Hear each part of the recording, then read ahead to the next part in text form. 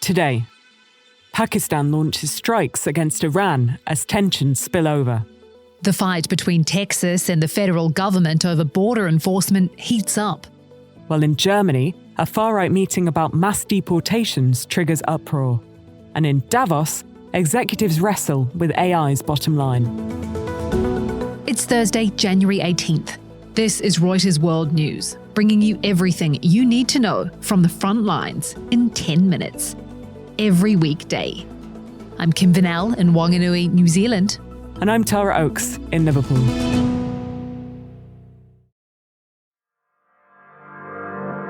Pakistan has carried out military strikes against separatist militants inside Iran. The expansion of hostilities comes 2 days after Tehran said it had attacked militant bases inside Pakistani territory. Charlotte Greenfield is in Islamabad. Charlotte, what do we know about the Pakistan strikes? They say that they've targeted Baluch militants. That's a separatist group that actually operates within Pakistan, but they're saying they targeted them on Iranian territory. But of course, this is widely being seen as retaliation or a show of strength after Iran actually conducted missile and airstrikes on Pakistan's territory on a militant group a few days ago. So now both Pakistan and Iran have now attacked militants on each other's soil. Could this escalate further? It's quite unclear what's going to happen next, but there are real concerns and fears, particularly here in Islamabad, that things could escalate. Pakistan's caretaker prime minister was in Davos for the World Economic Forum, and he has actually said he's cutting short his trip and coming back to Pakistan in the wake of these strikes. However, analysts we've spoken to have said that Pakistan probably wouldn't want an escalation, and that players such as China, which has ties with both Iran and Pakistan, could well step in to try and help temper down the tensions. And how do these exchanges fit into the wider conflict in the Middle East? It is quite difficult to say. Iran's motivations actually remain quite opaque for the initial strikes.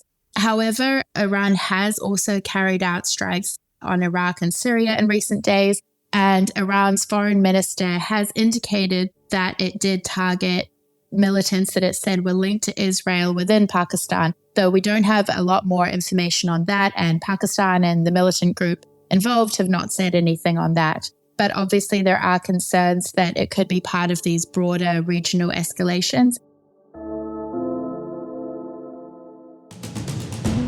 The US military has carried out more strikes against Houthi targets in Yemen. The fourth strike in less than a week destroyed 14 missiles that were an imminent threat to vessels in the Red Sea, according to US Central Command. Britain's Princess Catherine of Wales will be in hospital for up to 2 weeks after a planned abdominal surgery. No details were given, though a palace spokesperson said the condition was non-cancerous. King Charles will also undergo treatment next week for an enlarged prostate.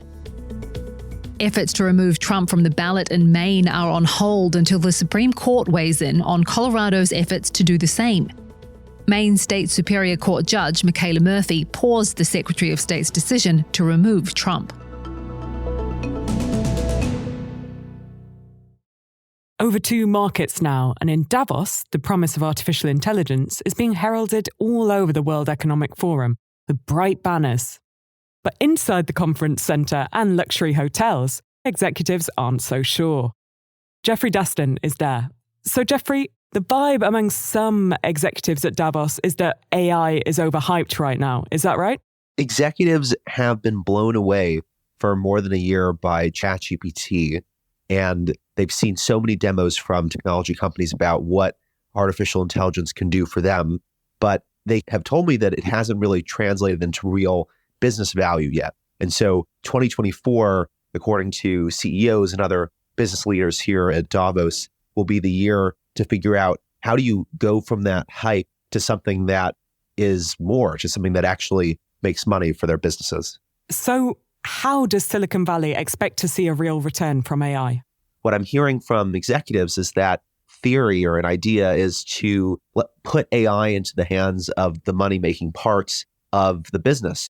But they also are looking at cost cutting or efficiencies, specifically how can we save people time when they have to submit thousands of regulatory responses? Can you have an AI or AI like chatbot speed up that writing process?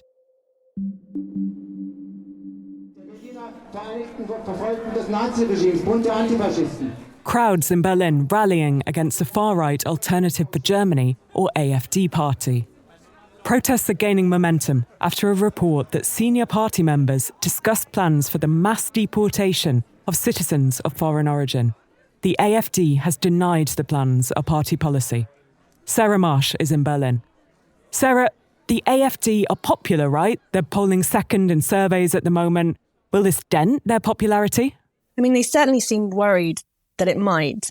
Polls show that many Germans that are supporting the AfD currently, they're doing so out of protests against the government and not because they hold far-right views. Co-leader Alice Weidel this week parted ways with one of her advisors who'd been at the meeting, and she really made clear that mass deportation of citizens of foreign origin was not party policy. But we know there are also extremist strands in the AfD, and some party members have also celebrated these so-called remigration plans. And if you look at polls this week, they haven't shown any dip in support for the party so far, but it may just be too early to tell. And some are calling for the party to be banned. How likely is that? So it's a bit tricky. The government or the parliament would have to ask for an investigation into whether the party is unconstitutional, and the final decision would lie with the Constitutional Court.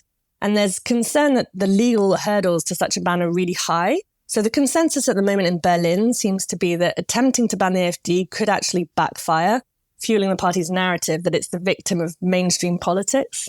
And how is this popular far-right presence and this scandal likely to impact Germany's economy? So at the moment, it's not so much about how the AfD policy could harm Germany, because it's not expected to get into government anytime soon, because none of the mainstream parties are willing to work with it. But it's more about the damage to Germany's reputation and its image as an open, welcoming, progressive country. And I think a lot of business leaders fear that it could really harm Germany's ability to attract skilled foreign labour and investment. So in the last few days, we've had a lot of business leaders speak up against the far right, which is quite unusual in Germany, where business leaders try to keep out of party politics. And so we've had the head of chipmaker Infineon, we've had the CEO of chemicals maker Evonik, all sort of saying the whole of Germany needs to stand up now against the far right threat. Texas is in a showdown with the federal government over border enforcement. Washington has taken it to the Supreme Court, accusing Texas of erecting new barriers to stop federal border patrol agents from reaching a boat ramp they use to access the Rio Grande, where many migrants attempt to cross. It's been brought to a head by the death of a woman and 2 children who drowned while trying to cross last week. Immigration reporter Ted Hessen. There's been this ongoing fight between the Republican governor of Texas, Greg Abbott, and the Biden administration over about 29 miles of razor wire that have been strung up near Eagle Pass, Texas.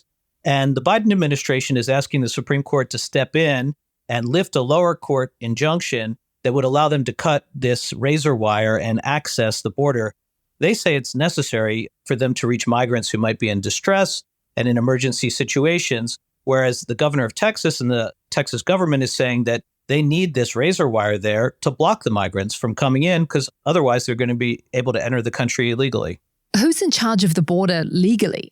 Historically, border enforcement in the United States has been the purview of the federal government.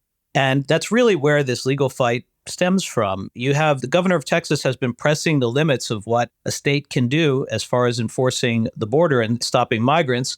They've deployed National Guard troops to the border to stop migrants. They've strung large floating buoys across the Rio Grande River near Eagle Pass as well. So where might this fight go next?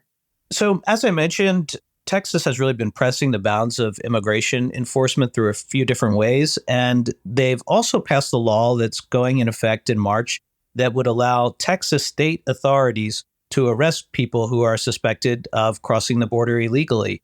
They do want to use this as a test case. They're expecting it will climb up through the courts and eventually make its way to the Supreme Court.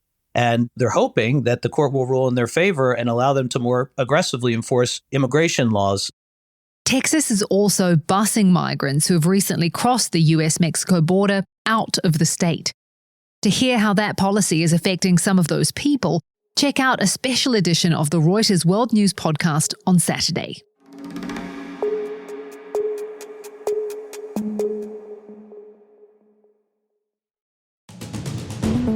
That's it for today's episode of Reuters World News. We'll be back tomorrow with our daily headline show. To make sure you know what's going on in the world, listen in for 10 minutes every weekday. And don't forget to subscribe on your favourite podcast player or download the Reuters app.